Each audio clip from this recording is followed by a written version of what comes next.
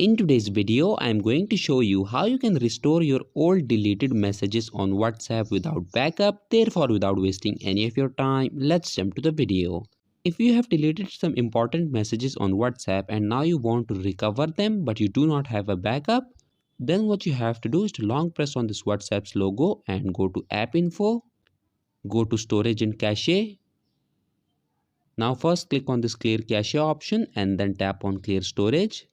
Once you have done that, close Settings and open your file manager.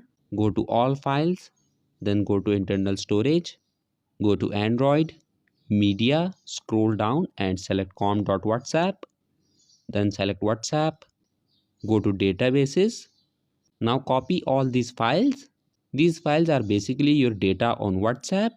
Once you have selected the files, click on Copy and go back to the previous folder. Then go to Backups and paste it here. And that's it. After this, your deleted messages on WhatsApp will be restored. So that was it for this video and I'll see you guys in the next one. Peace out.